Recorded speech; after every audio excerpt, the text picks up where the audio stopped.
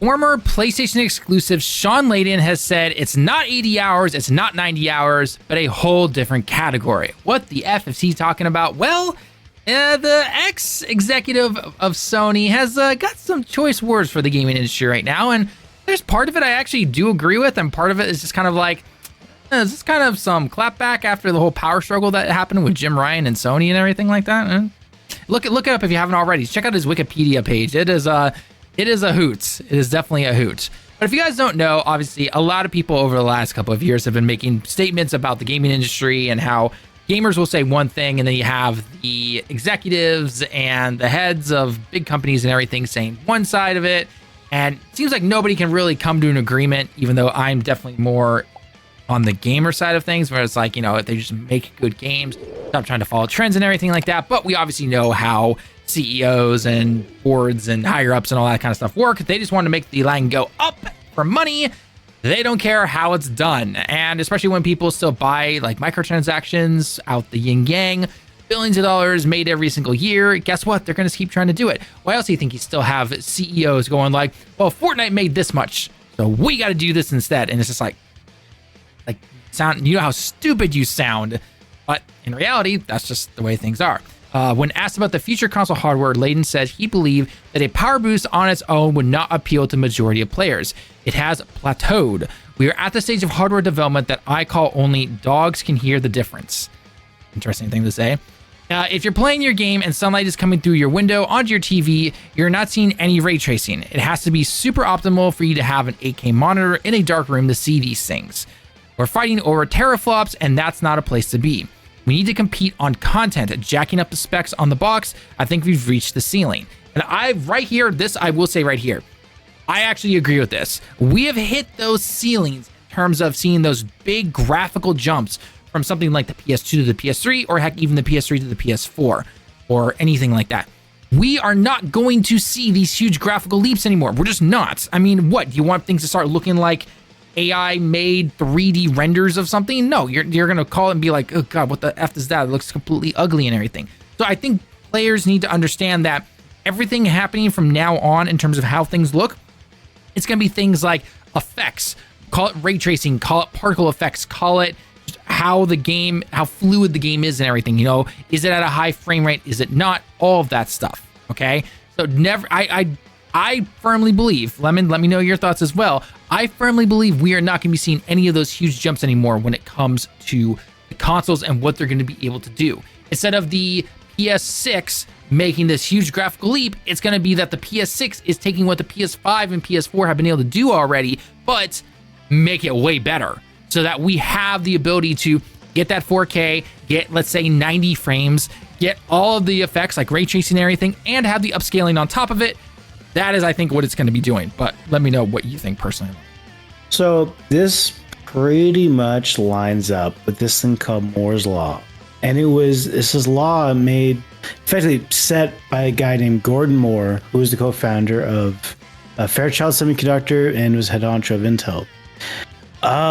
Effectively, it states that there will be a point where CPUs will constantly get better and better until they don't, right? And so the whole idea of Moore's Law is dead comes into that. We are effectively looking at a point where the technology is growing, but we cannot actually make games better. We do not have the resources to do so.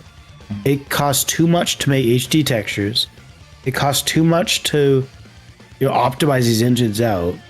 So you're kind of running into a case of you can't make games much better than they were 5 years ago, right? And so the problem then becomes, how do you innovate? How do you make the new fancy, sexy game of the year? And these big developers, these big publishers don't know what to do. Ubisoft tried with their quadruple A games of what was it? Skull and Bones. Skull and Bones. I was saying Skull and Crossbones. That doesn't sound right. Skull and Bones fell flat on its face. We had Sony with Concord, fell flat on its face. I mean, look at the front runners of Game of the Year this year. It is a remake of a game that came out 20-ish years ago, 20, 25 years ago. We have Atlas effectively making Persona, but fantasy. And then Astrobot, which is effectively just a Banjo-Kazooie with a robot. Like, we're looking at, I mean, it's just kind of, everything's kind of cyclical. Everything's kind of a throwback to older stuff. I think as a whole, the industry is at a crossroads and doesn't know what to do. It's grown exponentially, but it doesn't know how to grow bigger. So it's pissing off the head honchos, the board, and the gamers, us, the people who play the games, are pissed off because they're barely running at a stable frame rate. They're usually fun, and they're just loaded with DLC and ways to nickel and dime us. So as a whole, I get the gist of what Shawn Layden's saying, and I mostly agree with it. However, I think his statement of we've hit the plateau, I think, is missing the point. We don't need more technology. We need to drive the cost of games down, and that has not happened. That is the overall problem. The budgets have exploded so high, you can't make AAA games without bankrupting studios if they don't sell 10 million copies. I like to meme about Square Enix and their horrible I'm so glad you brought that up. Keep going. Day in, day out. But there is a point where it costs too much to make a game at the rate they're making games at. Like, Final Fantasy costs too much to make. Full stop. Concord costs too much to make. Full stop. And how much did Metaphor cost? I don't know. The game looks like a PS3, PS4 game. It does. Good. I'm pretty sure they're profitable on it already because they're using an older engine. And obviously, like you said, the game just looks like kind of your PS3 era, maybe early PS4 era style game. And guess what? That got to save Metacritic. Right, and that probably saved them a lot on certain things. I mean, heck, tons. Not saying this is not any knock against the game or anything like that. It's just simply something I noticed while playing it, is that when you get into certain cutscenes, right, your characters default to their main weapons that they've had since the beginning of the game, even if you have different things on there, right? Because it costs money to do that stuff. So and that's exactly it, and that's the problem. I feel like you see with your big companies, your EAs or Take-Twos, they don't understand that, and they're I can't really cost. I mean, it's really more Square Enix. I mean, they're going to be the whipping dog of this video. I feel like it because they effectively are the poster child of this mentality that Shawn Layden's bringing up. Like, we've got to the point where things cannot look better. But the good analogy is this: it's like the speed of light.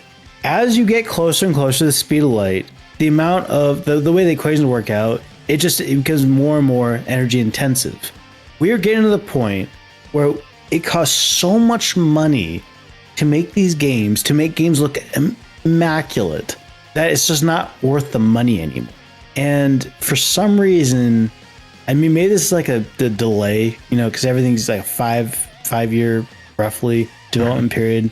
Maybe we'll see course corrections in our 4-ish years, but things aren't looking great for the video game industry. Right. I think I'm so glad that you A, brought up Square Enix, and B, brought up the how long it takes to make games, because I have two things I want to bring your attention to, and I want your opinion on this. So as always, guys, leave your comments down below. The first thing I want to bring up is, again, the punching bag that is Square Enix, right? As somebody who loves the whole remake trilogy and everything like that, yes, Square, unfortunately, though, they have, like anywhere, crazy budgets, games taking crazy amounts of time to make. Final Fantasy 15, anybody? And that was before current gen right now. The remake trilogy, I will give props to that, at least with between Remake to Rebirth. It's only taken 3 years because they kept the same team members together, so they knew how to make it. But anyway, getting back to the first point that I want to talk about, though, is the fact that we see, I almost feel like you have two areas of companies right now. You have the big guys like EA, Take-Two, Sony, Microsoft, and everything, that if a game doesn't sell 15 million copies in the first month, it's considered a flop and everything, right? And then you have other companies over here that, I don't know how big each particular company is, but you have companies like Capcom or Sega, right, who are definitely smaller, right? But they're still a good size, right? They're not indie size or anything like that. And they celebrate when a game sells 1 million units or 3 million, right? And going back to the Square Enix side of things, at least the way I personally look at it, Square Enix is not who they used to be back in the 90s. They are not. I think they still think they are. They still think they're that giant, like, yeah, we made the best looking game at that particular time and we can do no wrong. And Final Fantasy should be selling, 20 million copies in a month or something like that. I think, honestly, they're kind of at the same area that something like Capcom is in terms of like their size and what they should be expecting from their sales and everything. Because we meme on it all the time, right? You see it all the time. Square Enix, says that things were, we projected it to be here and it fell short of expectations. We all just roll our eyes because we're like, well, no shit. Square always has these super high expectations and everything. But, something like Final Fantasy 16, right? That game sold 3 million copies, I believe, in a week or so. Correct me if I'm wrong on that. Why isn't that kind of thing celebrated? Well, it's because they still think they're this big ass company over here and everything like that. Not to mention the fact that you still have these boards and CEOs and higher ups, obviously, that's like, well, it made money, but it's not making as much money. Not to mention, I think that a lot of people still forget about this.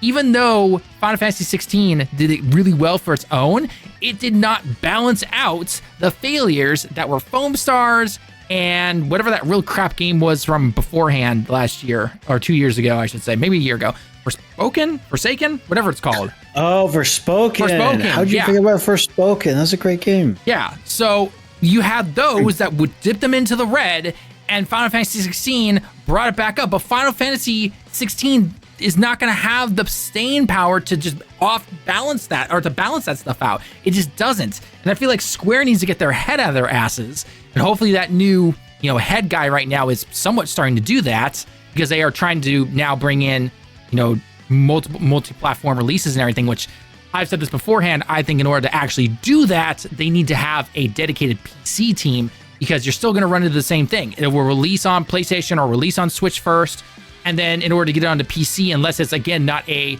terribly crazy game to try and optimize for PC, because there's multiple different ways people can configure PC settings and everything like that, it's still going to take them the same time. If you actually think that, saying, okay, Final Fantasy 17, yeah, it's going multi-platform. It's like, okay, you better hope that they actually have it ready to go on all platforms. Otherwise, it's still going to release in one spot first, and then it will eventually release, right? I could see it being like where it releases on PlayStation and Switch, for example, and then it releases on PC down the road, just like we saw with Final Fantasy 16. Yes, there was technically the exclusivity with Sony and everything like that, but they announced the PC version of Final Fantasy 16 like a year and a half before it finally released. I feel like they probably ran into some pretty big issues with that. But anyway, we're getting off topic with that, though. So that's my first thing right there, is that someone like Square thinking there's this huge, big company and everything like that. And in reality, they're probably still at the same size of like Capcom. And yet we see Capcom celebrate all these victories.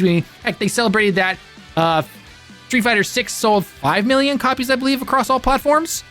And then Square comes in and is like, 3 million on one platform. Could have done better. Like,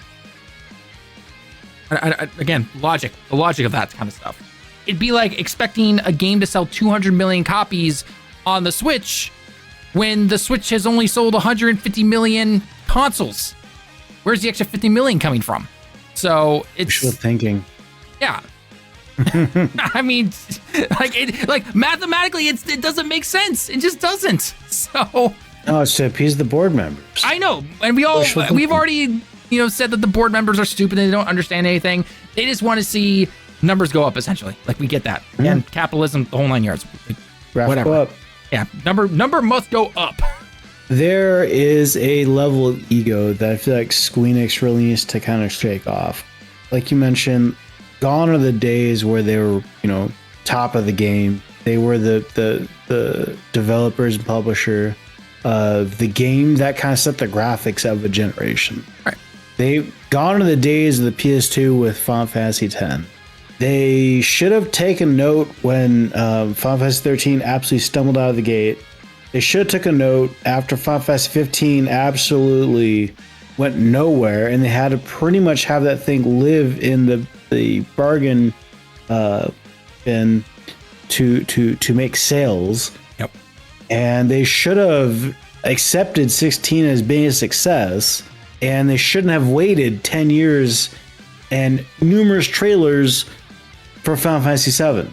Like, a remake, it's a whole lot. Yeah, well, yeah, exactly. Because the remake of that was like a PS3 tech demo. It was a PS3 tech one. demo, and if I remember correctly, they originally actually put Final Fantasy, the remake, like the first game part of it or whatever, they originally threw that over to Cyber, I believe, the makers of like the Naruto Storm games and everything like that. Like they actually, Cyber Connect, I believe, is the Cyber Connect. Yeah, Cyber Connect. They gave it to them, and then as that was developed, they looked at it and said, no, we don't like that, and then they took it back and then restarted from scratch, essentially. That's why that first part took so long. Because I mean, 15 was allegedly what 13 Versus kind of turned into. Right, exactly. Oh yeah, I remember that. As a whole, like the pretty much post PS2 generation, all the way probably up to the PS4, Squeaks had no idea what the hell they were doing. Oh no, they didn't. I mean, and they paid. Look at the Western developers they had, and then they sold them off and everything. I mean, you can tie this all the way back to when the Tomb Raider games came out, right? If you actually look at the sales numbers and everything, they did really well. But Square still said, it didn't make our expectations.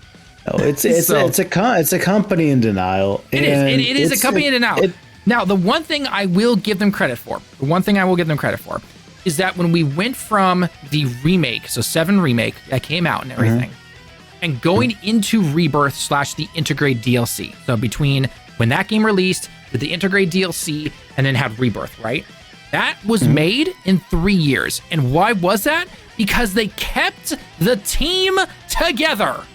They did not just all of a sudden do the typical normal Square thing where they took that team and then broke them off into all these different projects and everything. No. They kept over 80% of the team. And guess what that does? That allows the people who know the engine, what worked in the game, what didn't work in the game, they stayed together and they're able to make improvements upon it, and we got Rebirth. And this is something I want to give Square credit for, because I feel like this is something that the rest of the industry needs to do. Instead of trying to branch off a team into multiple different projects because one thing does decently well, keep that team together. And not only is that going to keep your prices down because you're not going to be having these multiple different projects coming in. I could be wrong. Maybe, again, I'm not a huge business guy. But the way I would personally look at it is that if I'm not taking, let's just say, the Uncharted team. Let's take the Uncharted 1 team, right? If they at that time decided to then say, okay, however many heads they have of the Uncharted 1 team, you are now each making your own individual projects. We need you to hire a team for each of those projects, and we're going to greenlight them, essentially. Right? Or you got to give us a demo or something and then we'll greenlight it or something. That is so much extra cost right there. Instead of, okay, you guys made this game. For those of you who would like to stay on, we would like to then start working towards the sequel, right? Obviously, they're not forcing them to stay or anything like that. You're still going to have some people leave. Again, the remake to Rebirth analogy, 80% overstayed. I'm sure a few people left. That's normal. You know, when the game finishes, some people like to move on. That's totally normal and everything. But they're not just splitting up all these teams and everything. It's kind of the same thing with like how Xbox deals like their contract workers and everything, right? Where, especially with like the Slipspace engine with Halo and everything, people would come in, they finally learn it, but then they're out, and then you've got to train new people. And that takes more time, takes more money. They shouldn't be doing that. So would you agree with that, Lemon, in the end? So a quick clarification on the contract thing, that's normal in any contract. Any contract. Right, in any company they do that, but Microsoft always does that to the extreme, I would say. So. Well, I don't think they're any worse than your Amazons or your Googles of the world. Right. However, the problem is now the Outlook has been Outlook for the last 30 years. Google, the search engine, has been the same for 25 years, right? You're not changing things. Games are different each version, hopefully.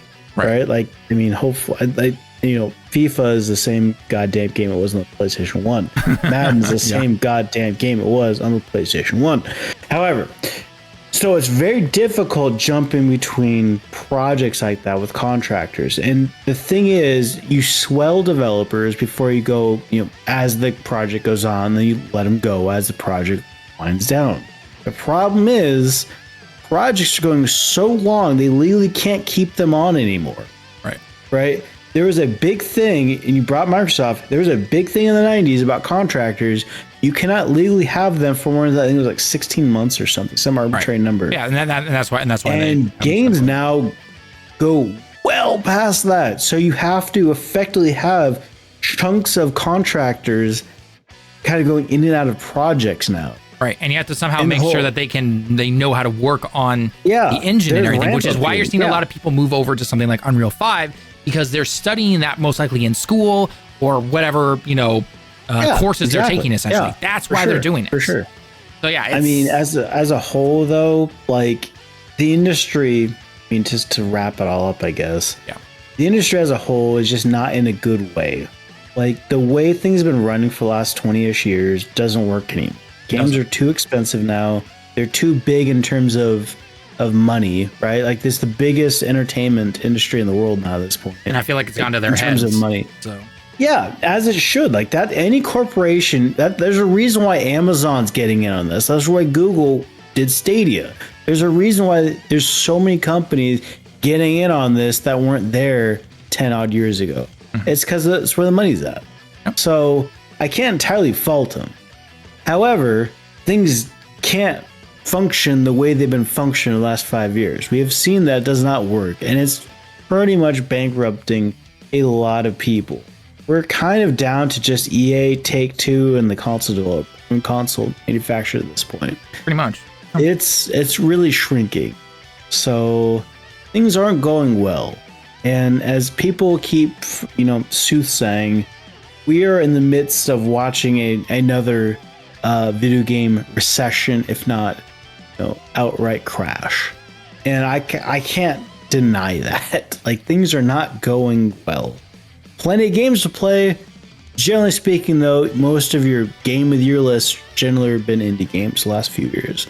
In fact, that's just going to get bigger and bigger because it's not sustainable anymore.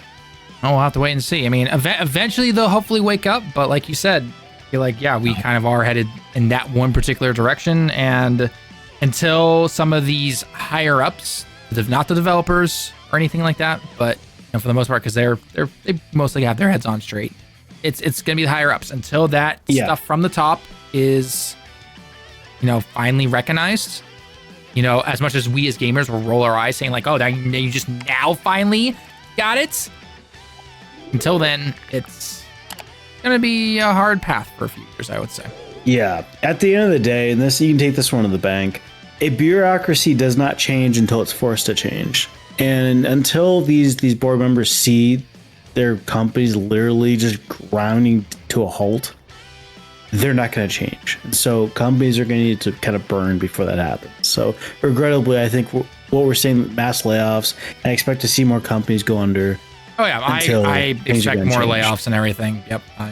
So course correction, regrettably, in an industry that burns out people like it's no one's business. So we're probably not going to come out too much better at the end of this, but hopefully they'll rebuild like a phoenix.